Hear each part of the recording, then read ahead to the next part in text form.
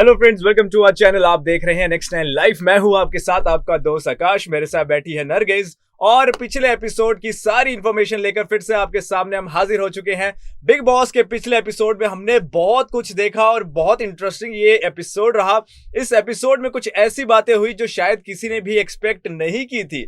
हमने देखा कि दो बहुत ही मेन कंटेस्टेंट अब घर से बाहर हो चुके हैं। दिव्या जो है वो फिर से करण जौहर के साथ लड़ाई करती दिख रही है और दो नए गेस्ट घर पर आए हैं।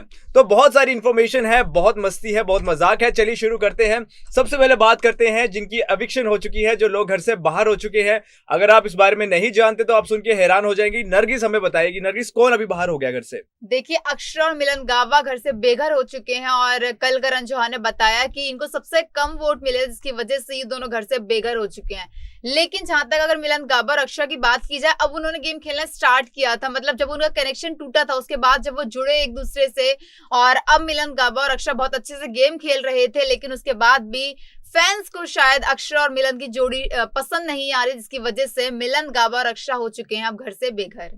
तो मिलन और अक्षरा घर से बेघर हो चुकी है और इसका डर जो था वो काफी समय से सता रहा था कि कहीं मिलन की वजह से अक्षरा बाहर ना हो जाए, और वैसा ही हो गया। और इसके बाद जो अक्षरा के फैंस हैं जो काफी ज्यादा हैं, कई सारे लोग थे जो अक्षरा को बहुत पसंद कर रहे थे घर पर, वो सारे बहुत गुस्सा हैं और बहुत ज्यादा उनमें आक्रोश है कि भैया अक्षरा तो अच्छा खेल रही थी, उसको क्यों घर से बाहर निकाल दिया। जी बिल्कुल, जैसा कि सब जानते हैं कि अक्षरा का गेम जो है वो अपने बलबूते पर खेल रही थी, बहुत अच्छा गेम खेल रही थी। लेकिन उसके बाद भी कहीं ना कहीं उनको शायद कम वोट मिले, जिसकी वजह से वो घर से बेघर हो चुके हैं। लेकिन अक्षरा जो प्रतीक का कनेक्शन थी, उस टाइम पे अक्षरा का एक अलग ही रूप सामने आया था। लेकिन जब वो मिलन गावा कनेक्शन बनी तो कहीं ना कहीं उनका गेम जो था वो वीक नजर आ रहा था, क्योंकि वो ये बोल रही थी कि मैं प्रतीक के साथ ज्यादा कंफर्टेबल थी, उतना मैं मिलन गावा के साथ नहीं हूँ। लेकिन फिर भी उन्होंने अपना गेम खेला और बहुत अच्छे से बखूबी हर गेम निभाया है। और घर से जब चिट्ठी आई थी तो अक्षरा सिंह ने अपने घर की चिट्ठी ना पढ़ते हुए उसे डिस्ट्रॉय कर दिया था, सिर्फ टास्क जीतने की वजह से। तो उसके बाद भी फैंस को शायद अक्षरा का वो अंदाज पसंद नहीं आया, जिसकी वजह से उन्होंने उनको कम वोट दिए हैं और वो घर से बेघर हो गई हैं। तो अक्षरा घर से बेघर हो गई है तो ये कहना गलत नहीं होगा कि मिलन खुद तो डूबे हैं और अक्षरा को भी लेकर अब डूब चुके हैं। चलिए दोस्तों, आगे बढ़ते हैं। बात करते हैं निशांत और मूस की। निशांत और मूस की जोड़ी जो है पहले तो इतनी सुर्खियां नहीं बटोर रही थी, लेकिन आज के समय में बात करें तो एक अच्छी जोड़ी बनकर ये सामने जरूर आई है। और हमने जो लास्ट एपिसोड हुआ उस एपिसोड में कुछ इनकी कहा सुनी, थोड़ी बहुत क्यूट लड़ाइयां देखी, जिसके बाद लोगों ने उन्हें रिलेट किया सिद्धार्थ और शहनाज के साथ। सिद्धार्थ जो अपने बहुत अभी रिसेंटली उनको खोया, जिसके बाद से सभी लोग काफी शॉक थे। और हाल ही में हमने देखा कि बिग बॉस में भी कई लोगों ने उन्हें याद किया, करण ने भी याद किया, और खासकर मूस और निशांत ने उनकी जो आपस की केमिस्ट्री है उसको देखकर लोगों को सिद्धार्थ और शहनाज याद आए थे। देखिए, मूस और निशांत की जो जोड़ी बहुत ज्यादा, इनकी दोस्ती बहुत ज्यादा चर्चे में है। और मूस और निशांत दोनों ऐसे हैं कि चाहे कोई भी डिसीजन हो बिग बॉस में, चाहे गेम की अगर गेम खेल रहे हैं, कोई भी टास्क कर रहे हैं ये लोग, तो एक दूसरे से बिना पूछे ये लोग कुछ भी नहीं करते हैं। और इन लोगों की लड़ाई के बीच में भी कोई नहीं आता, मतलब ये अपनी लड़ाई खुद ही सॉल्व करते हैं। और बाकी कंटेस्टेंट हम बिग बॉस में देखे सारे आपस में भिड़ते नजर आते हैं। और ऐसा ही शहनाज और सिद्धार्थ के बीच में था कि इनकी आपस की जो चुलबुली नोकझोंक थी और जो ये लोग मस्ती करते नजर आते थे बिग बॉस में, जो कि दर्शकों को बहुत ज्यादा पसंद आता। और वैसा ही मूस और निशांत करते नजर आ रहे हैं, के बाद जितने भी फैंस हैं उन्हें सिद्धार्थ की और शहनाज की याद आ गई, उनकी नोकझोंक की याद आ गई है, जो कि अब निशांत और मूस करते नजर आ रहे हैं। तो निशांत और मूस ने सिद्धार्थ और शहनाज की याद दिलाई। हम उम्मीद करेंगे कि सिद्धार्थ की आत्मा को शांति मिलेगी, उनकी फैमिली को ये ताकत मिलेगी कि वो इस लॉस से उभर पाए। चलिए दोस्तों, आगे बढ़ते हैं। बात करते हैं अब दिव्या के बारे में। दिव्या जो है वो फिर से अब करण के साथ लड़ती दिख रही है। हमने ये पहले भी देखा है कि करण और दिव्या में नोकझोंक हो जाती है, कहासुनी हो जाती है, और ये चीज अभी खत्म नहीं हुई। पिछले एपिसोड में भी कुछ ऐसा ही हुआ। इसको लेकर नरगिस आपने क्या देखा? देखिए, दिव्या अग्रवाल की बात करें और करण जौहर की बात करें तो वीकेंड के बार अभी तक जितने भी हुए उसमें करण जौहर से सिर्फ दिव्या अग्रवाल भिड़ती ही नजर आई हैं, और वो घर वालों से ही भिड़ती हुई नजर आती हैं। दिव्या अग्रवाल से कल करण जौहर ने जब पूछा कि आप गेम कहाँ खेल रही है, आपका गेम बिल्कुल दिखाई भी नहीं दे रहा है, मतलब आप एकदम चुपचाप बैठ चुकी हैं, आपको लग रहा है कि आप अपने घर पे बैठी है, बिग बॉस का हाउस है, आप कैसे भूल सकते हैं इस बात का।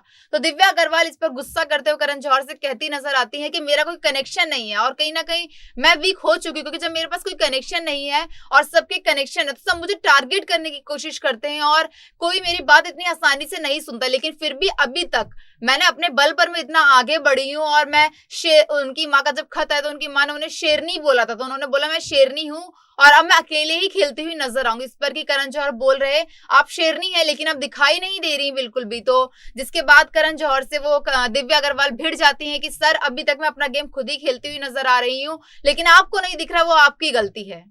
लेकिन दोस्तों आपको बता दें कि सिर्फ करण ही नहीं है जिन्होंने टारगेट किया है दिव्या को, घर वालों ने भी दिव्या को टारगेट किया है। तो दिव्या जो है वो हर तरफ से काफी ज्यादा टारगेट हो रही है।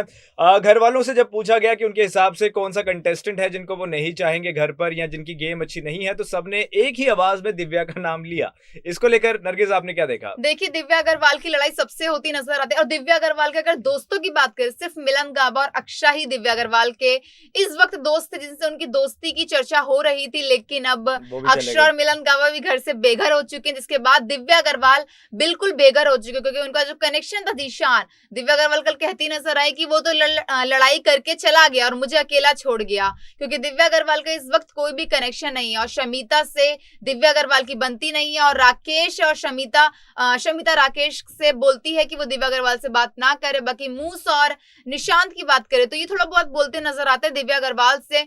लेकिन इस वक्त जब दिव्या अग्रवाल अकेली हो चुकी हैं तो घर वालों ने सभी ने उन्हें टारगेट करने का सोचा और सब उन्हें टारगेट करते हुए नजर आ रहे हैं। उनको ऐसा लगता है कि दिव्या अग्रवाल इस घर से बेघर हो जाए क्योंकि वो अपना गेम नहीं खेल रही है और वो सिर्फ चुगली करती हुई नजर आती है या फिर सबके बीच में लड़ाइयां करती हुई कनेक्शंस के बीच में नजर आ रही हैं। तो दिव्या की जो अभी सिचुएशन है वो काफी अजीब है। आपके हिसाब से दिव्या को आप सपोर्ट करते हैं या आपको लगता है कि दिव्या सच में जो है बहुत अच्छी गेम नहीं खेल रही है, उनको घर से बाहर निकल जाना चाहिए? इसके बारे में कमेंट सेक्शन पे जरूर बताइएगा।